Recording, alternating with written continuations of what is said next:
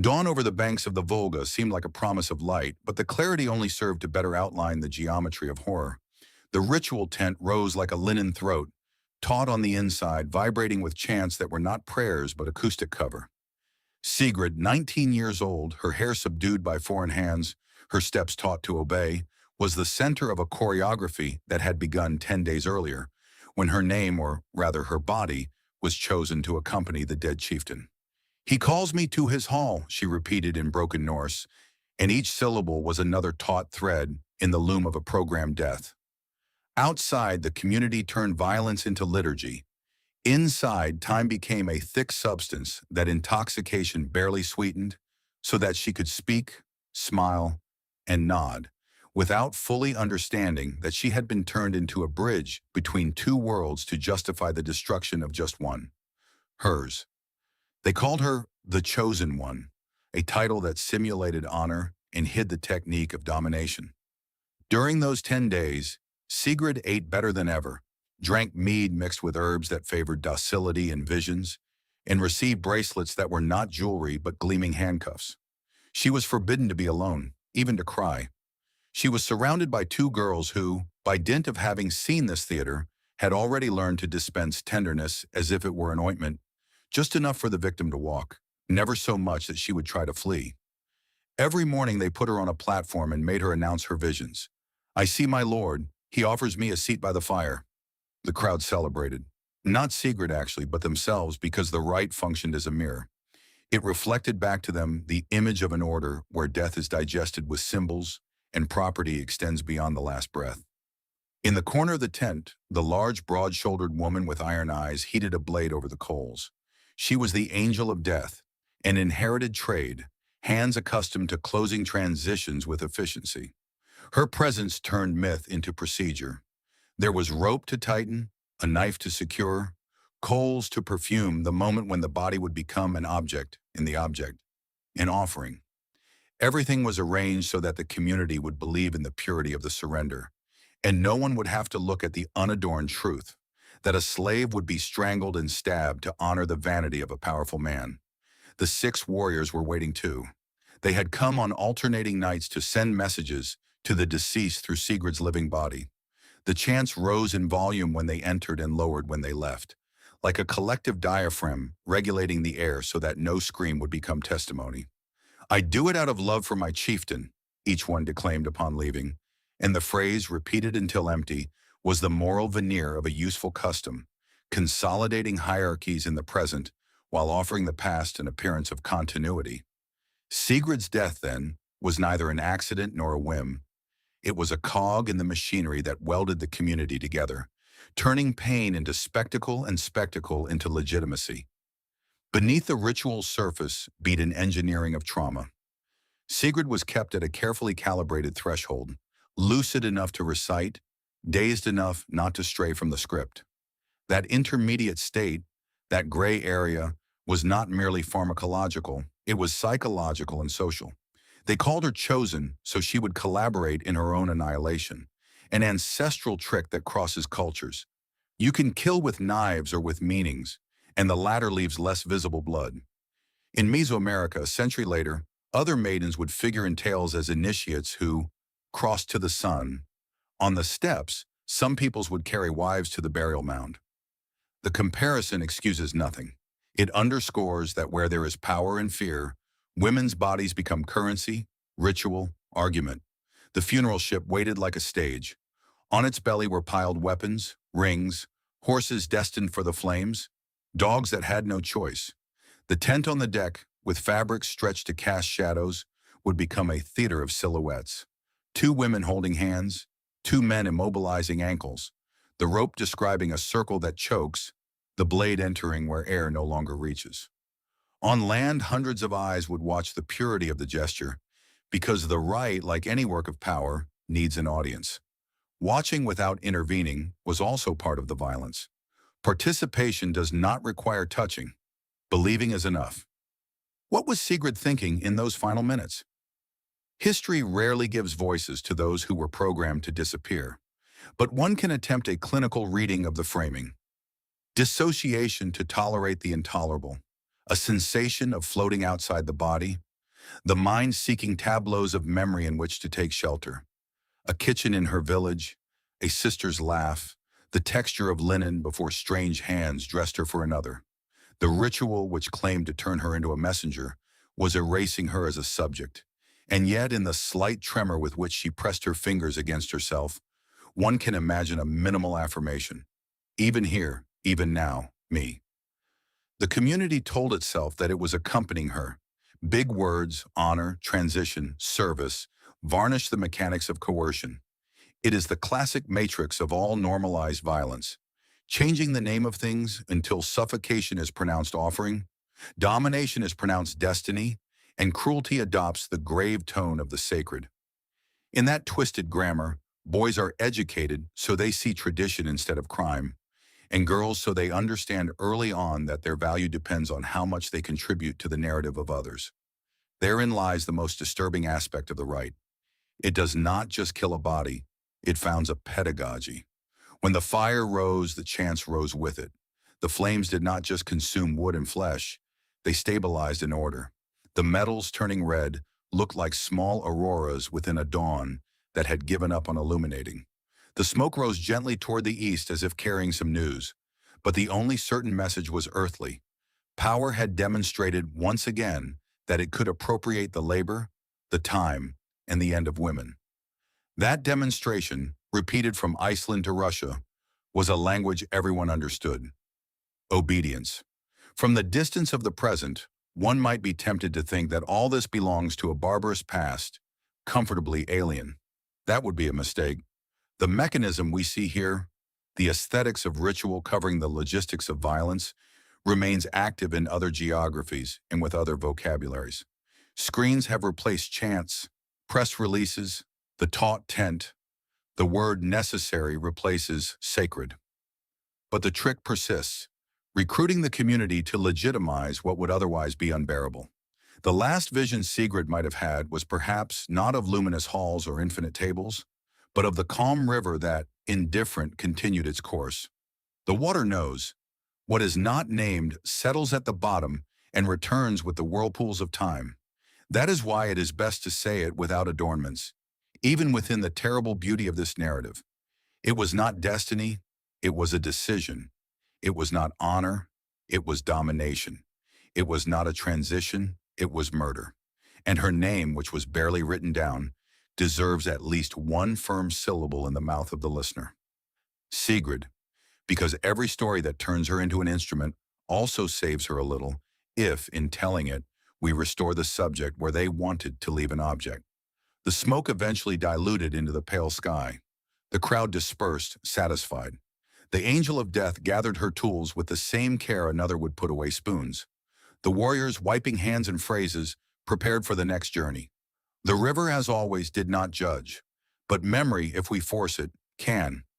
And it begins here, on this bank, in this tent, in this dawn that seems beautiful only until one learns to see. On June 8, 793, the holy island of Lindisfarne became an altar of blood. Until that day, the monastery bells had marked hours of prayer, and the walls had guarded illuminated manuscripts that seemed to contain the very light of the gospel. But that morning, the Gregorian chants were replaced by screams in an unknown language and the metallic clash of swords. The chronicler who centuries later would write about that attack would call it the beginning of the end of the world. For the young nun Aldred, hiding in the dust of the barn, it meant the end of her innocence. She had spent 12 years copying Latin letters, convinced that each stroke was an offering to God. Now every stroke of her memory would be a scar. Through the wooden slats, she watched the invaders separate the women into different lines, like someone sorting cattle. Her friend Bridge, with hair as red as the fire of Pentecost, was dragged toward the beach. In another life, that brightness would have been a symbol of purity. Here it was a sentence. The Vikings sought beauty the way one seeks gold. Aldred held her breath, praying silently to a God who seemed distant, almost deaf. What could faith mean amidst the roar? When a rough hand ripped her from her hiding place, she understood that her vows of virginity were not a shield, but a target. The fall of Lindisfarne was not an isolated accident, but a spiritual earthquake for all of European Christendom. Chroniclers wrote that the sea had vomited dragons, that the devil himself had landed on the shores. They were not exaggerating. In medieval logic, seeing nuns turned into merchandise was equivalent to seeing the evil one desecrating temples. The monks murdered before the altar, the blood-stained chalices, the scattered relics, all of it was a message. The Christian God had been challenged by foreign gods, and the women torn from conventual protection became trophies of that symbolic victory. The journey to Norway confirmed what Lindisfarne had barely hinted at, that slavery was not improvisation, but structure.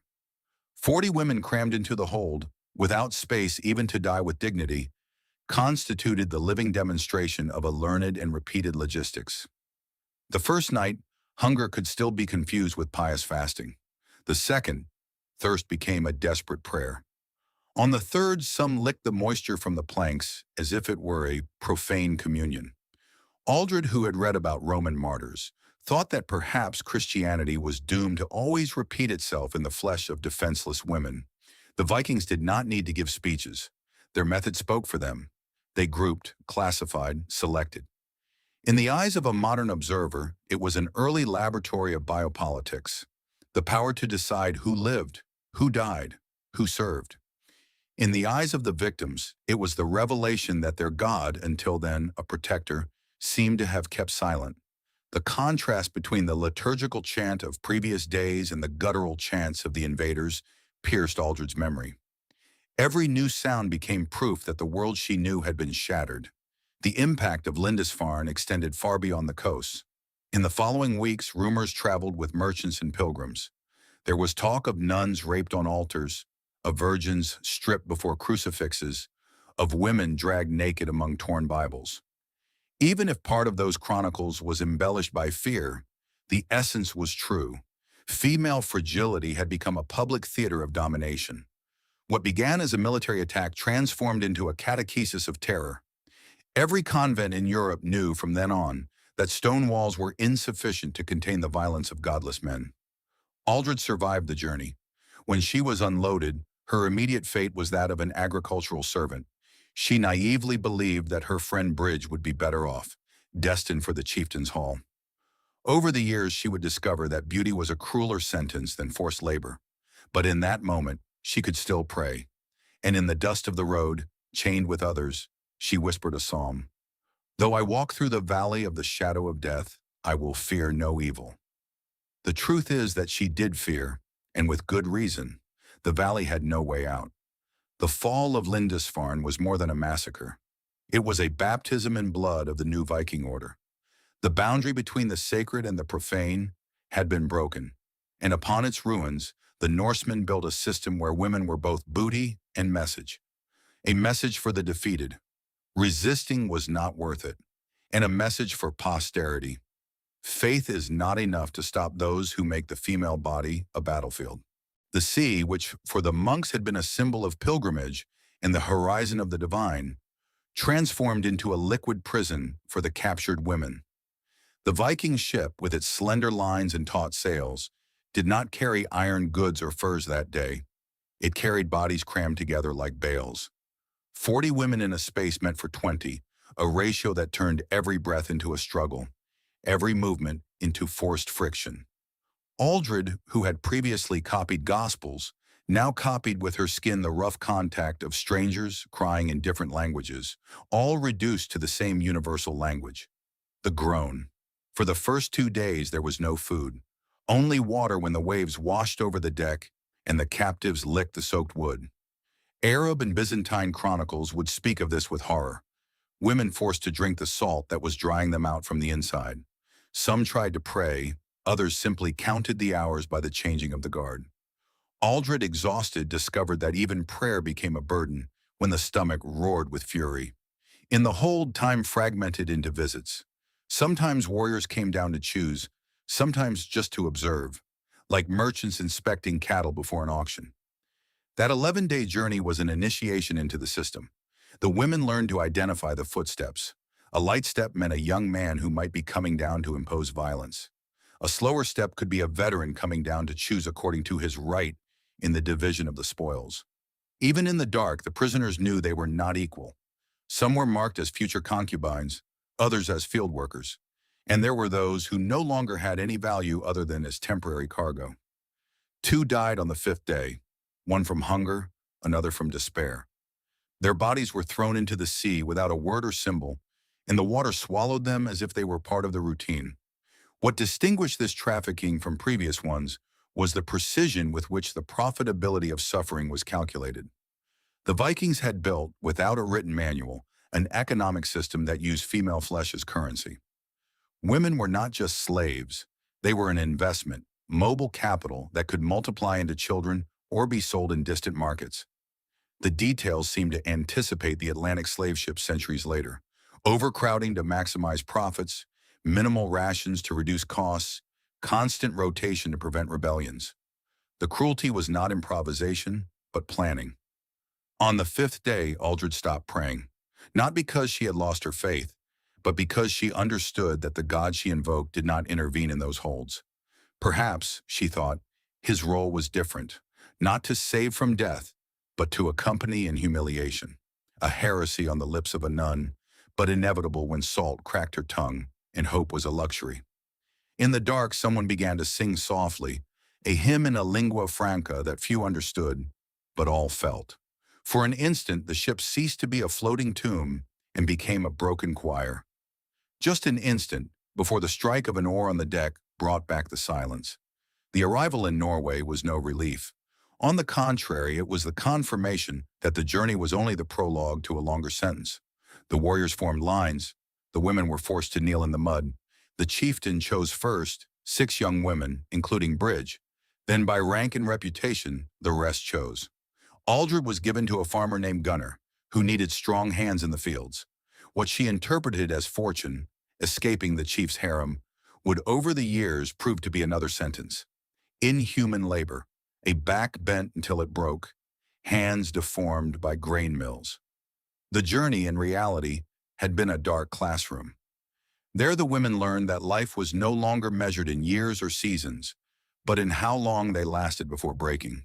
They learned that beauty was a punishment, strength a reason for exploitation, and faith an echo that the sea swallowed without an answer. For those who survived, the memory of the ship remained as a shared scar. It was not just a transfer, it was a rite of passage into a world where they would cease to be people and become a function, a utility, a commodity. The sea continued to shine in the sun, indifferent. The ships would return time and again, loaded with new women, with children torn from distant villages. Every voyage repeated the same lesson, that violence could be organized efficiently, that suffering could be accounted for as profit, and that hope, in the middle of the hold, was a luxury as inaccessible as the dry land seen from afar. In the recently sacked village, the bodies were still smoking when Ragnar Ironhand, with a solemn step, began the inspection of his human booty. 200 women kneeling in the mud were lined up as if they were a freshly gathered harvest. The chieftain's gaze did not look for faces, it looked for signs: strength in the hands, the width of the hips, the symmetry of a face. A staff in his hand served as an instrument of classification, lifting chins, turning heads, parting tangled hair to evaluate teeth. What was humiliation for them was accounting for him. The first category was made up of the workers, older women, or those marked by the harshness of the fields. Marie was thrown in there. 30 years old, mother of 4, with muscles sculpted by years of milling. Ragnar saw in her calloused hands a safe investment, 10 years of labor before her body collapsed. That very afternoon, Marie was led to the grinding stones. The woman who had held the position died the day before, and Marie understood that she was inheriting not a job, but a sentence. The friction of the wood tore her skin from the first day. Over the years, her fingers would twist like dry roots, a living symbol of an endless sacrifice. The second category was the breeders, fertile young women who were to multiply their owner's property. Isabel, barely 16 years old, daughter of a minor noble fallen in battle, was assigned to that group. In less than a year, she gave birth to her first child, a boy whose existence meant neither lineage nor inheritance, but an increase in the slave inventory. In the following decade, she would have 7 more children, all taken from her side when they learned to walk. The maternal bond, systematically broken, was part of the equation. A mother chained to reproduction, unable to protect even her own blood. Isabel stopped calling herself a person. She became a womb at the service of a system. The third category was the most select and sinister, those for special use. There the most beautiful, the nobles, the virgins were gathered. Margaret, 20 years old, her face luminous even under tears, was chosen. Unlike Marie and Isabel, her fate would not be the anonymity of the fields or the harshness of incessant childbirth. Margaret was bathed, perfumed, and taught to repeat phrases in Greek, Arabic, and Slavic, not out of compassion, but because she was a luxury commodity destined for Byzantium or Baghdad. They fed her better, dressed her in fabrics that enhanced her figure. Every gesture was part of a training for auction, a theater where her body was transformed into a promise of exotic pleasure. What Ragnar executed swiftly was not improvisation. It was a precise architecture of female slavery. Each woman represented a function within an economic gear that extended from the sacked villages to international markets. The initial violence, the fire, the rape, the abduction, was only the first step. Then came the rationalization. Who would serve for the fields, who for reproduction, who for the luxury of distant kings? It was the industrialization of flesh, centuries before the word industry existed. This process was not limited to visible brutality. Deep down, it involved a calculated psychology. Marie was slowly broken until she believed her value was how many sacks of flour she produced a day. Isabel was molded to accept that her womb was someone else's property, her children extensions of another's estate. Marguerite was turned into an aspirational object, prepared for a sale that would tear her from every bond and make her the trophy of a foreign buyer. Power did not just dominate bodies, it rewrote identities. What is disturbing is recognizing that this classification repeats itself, disguised throughout history. The idea of separating women into workers, breeders, and luxury objects resonates even today in social and economic discourses where the female body is reduced to utility or aesthetics. The echo of Ragnar Ironhand resonates in modern offices, in textile factories, on runways that also commodify flesh under other labels. The past did not extinguish, it transformed. Marie died at 38, bent over the grinding stone. Isabel survived longer, but every child torn from her turned her into a specter. Marguerite, sold in an Eastern market, disappeared into a foreign palace, where her beauty was her sentence and her cage. 3 women, 3 different destinies, one same denominator, the conversion of life into a function. That was the dark alchemy of the Vikings, transmuting humanity into utility, pain into profit, flesh into a symbol of power. The murmur of the Dublin market in the year 852 was unlike that of any common fare. It did not smell of freshly baked bread or damp wool, but of fear and accumulated bodies. The women were brought up onto a 5-meter-high wooden platform so that everyone could observe them. Merchants shouted prices in 4 different languages, and buyers raised their hands as if they were not bidding on human beings, but on horses or weapons. There, Princess Orlith, naked under the sun, became a number. 24 silver marks paid by a merchant who would take her to Baghdad. Her lineage, her education, her beauty, everything was reduced to a sum that sealed her fate. Dublin had become the largest slave center in Western Europe. What was a scandal for Christian chroniclers was a perfectly calculated business for the Vikings. Ships arrived from Ireland, England, and Gaul loaded with young women. Others, by land, brought Slavic slaves from the east. Each group was separated by ethnicity, age, and physical condition. The logic was precise. Irish women sold well in Iceland, Frankish women in Byzantium, Slavic women fetched exorbitant prices in the Muslim caliphates. Geography dictated the value of female flesh. The conditions were cruel but not chaotic. There was a bureaucratic system that recorded every sale. A number was painted on the women's shoulders with ink that did not wash off easily, a marker that turned them into inventory. Inspectors checked teeth, scars, fertility.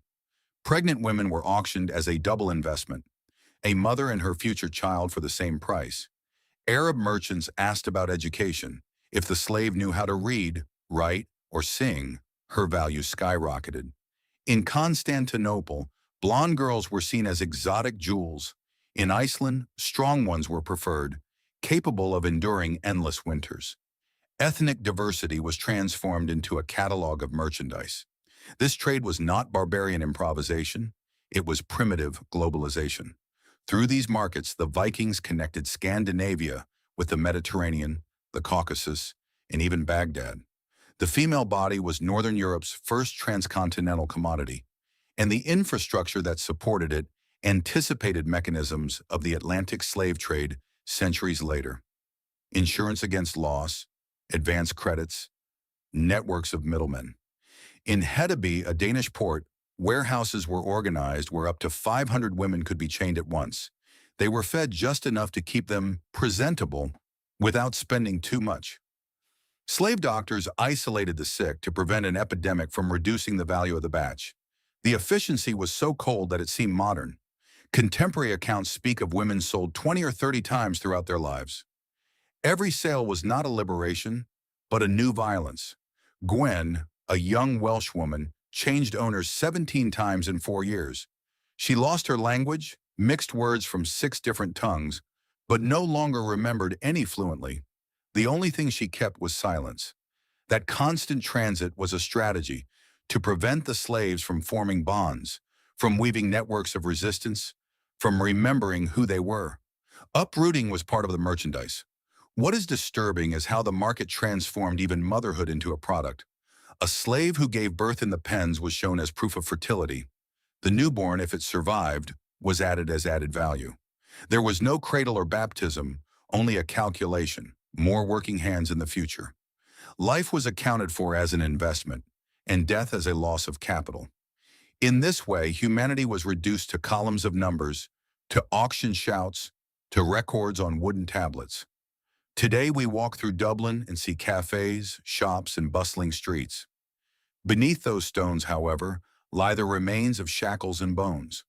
Tourism celebrates Viking ships and steel swords, but rarely mentions that for 3 centuries that city was the largest women's market in Europe. Official memory preserves the glory of the merchants, not the lament of the captives. But the voices, though silenced, remain in the foundations. Every busy street is also a corridor where a woman was led in chains to an auction.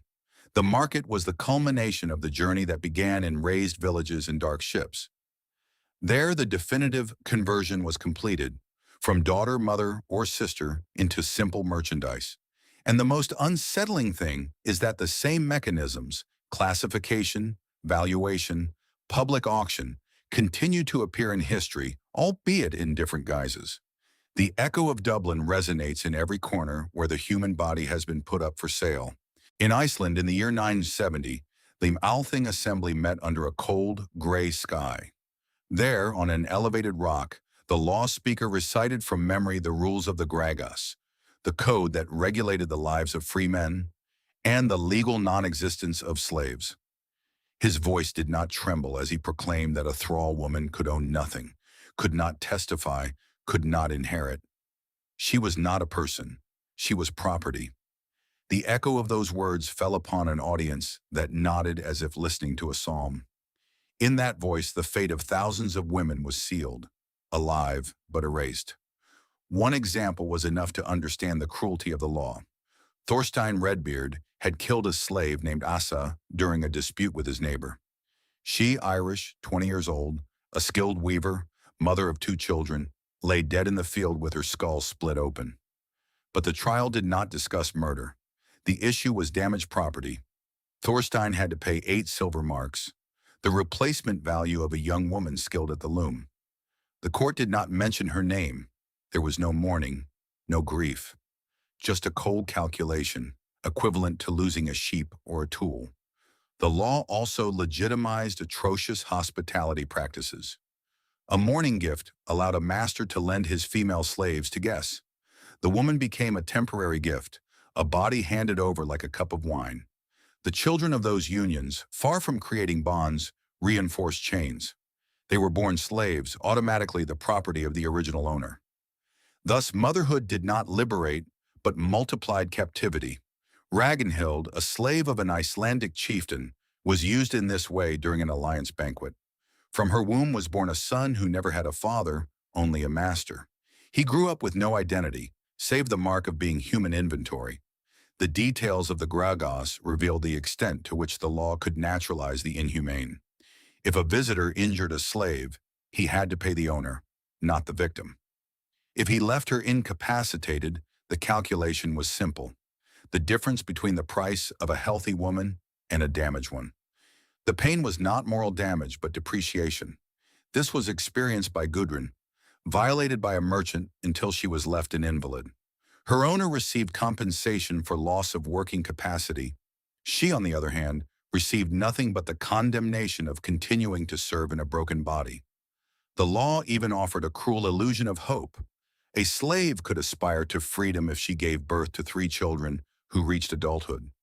But the statistics were impossible. Over 50% of slave children died before the age of 5. Many women did not survive successive pregnancies. In Icelandic records, barely a dozen women achieved such manumission.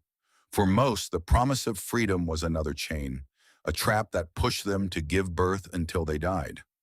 It was not simple violence, it was the institutionalization of violence, turning into a norm what should have been a crime, making generations be born already marked, not by sin or destiny, but by statute.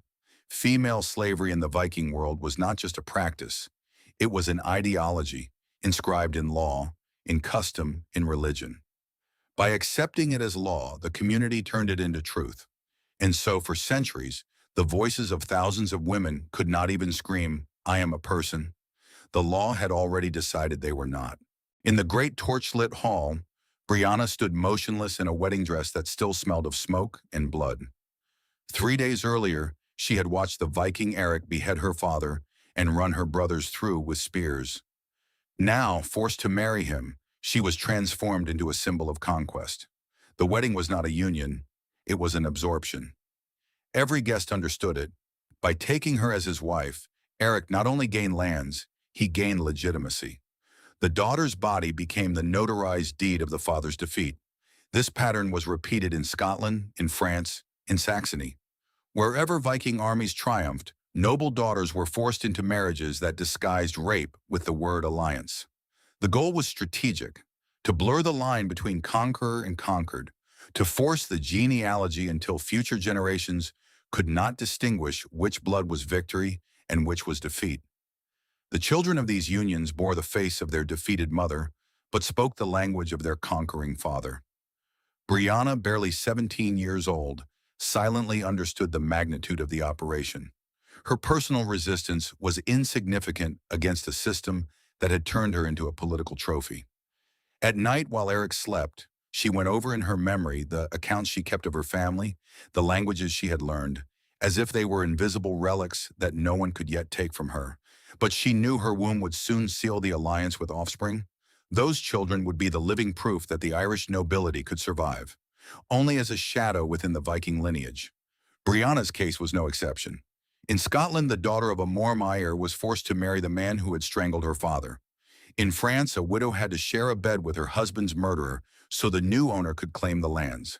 In Saxony, a princess was forced to accept as her husband the chieftain who had burned her city and executed 300 of its citizens.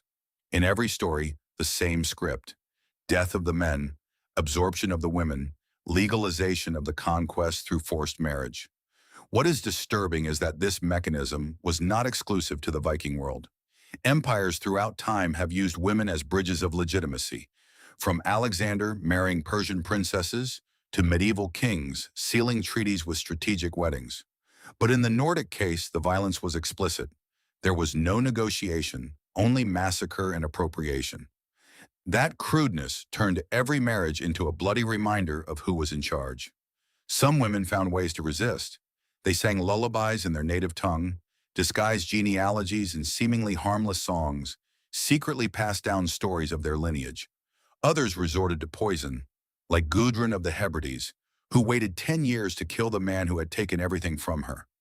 But most simply survived, transformed into living hostages whose existence guaranteed the obedience of entire communities. Modern genetic studies confirm this. While the male line in Iceland is predominantly Scandinavian, the female line is mostly Celtic. It was not romantic unions that created this mixing, but forced marriages like Brianna's.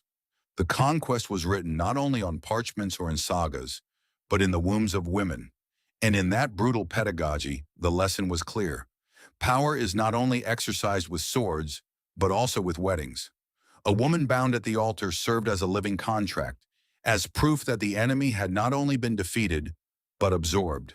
For the Vikings, nothing consolidated victory better than making a king's daughter their own wife and her offspring, heirs who no longer remembered the defeat as an affront, but as an origin. The smoke from Sigurd's funeral ship had dissipated centuries ago when modern scientists began studying Iceland's DNA. The results were devastating. 62% of the paternal line was Scandinavian, but 63% of the maternal line was Celtic, mainly Irish and Scottish. Those figures were much more than statistics. They were the genetic footprint of thousands of women torn from their villages and forced to bear the children of their captors. The history written by sagas and chronicles omitted their names. Biology, on the other hand, preserved their cry in the blood of their descendants. Archaeology confirmed what the chronicles only hinted at. In Dublin, excavations uncovered corroded shackles, remains of pens, mass graves. In Hedeby, stone cells capable of chaining 500 women. In Sweden, ship burials with multiple female bodies, bodies that showed no signs of disease but of strangulation or fatal wounds. Violence had become a ritual, and the ritual had become normality. What is disturbing is not just the number of deaths, but the naturalness with which suffering was celebrated as part of the world order. The subsequent forgetting was almost as cruel as the slavery itself. Nordic museums exhibit elegant ships, ornate swords, gold necklaces, but rarely explain that those treasures were bought with the sale of women in Byzantium or Baghdad. The bravery of the explorers who reached America is admired, but it is omitted that their voyages were financed with profits from human trafficking. Tourism celebrates the myth of the noble and adventurous Viking. It remains silent on the fact that 500,000 women disappeared as merchandise, and yet memory survives in unexpected ways. Certain medieval ballads that seem to speak of impossible loves hide the laments of enslaved women. Some orally transmitted tales in Iceland include nameless female characters weeping by the sea, shadows of captives erased from official records. The very silence in the sagas, which barely mention thralls as background figures, is a negative testimony. Their absence screams louder than their presence. The trauma was intergenerational. Children born into slavery learned from a young age that their bodies did not belong to them. Daughters grew up knowing they would be merchandise like their mothers. Sons saw the humiliation of their mothers and sisters without being able to intervene, learning powerlessness as an inheritance. That chain of pain-shaped behaviors, fear of rebelling, hypervigilance, emotional dissociation. Current studies on trauma suggest that these footprints can even be transmitted biologically, like invisible scars inscribed in DNA. The lesson is not limited to the past.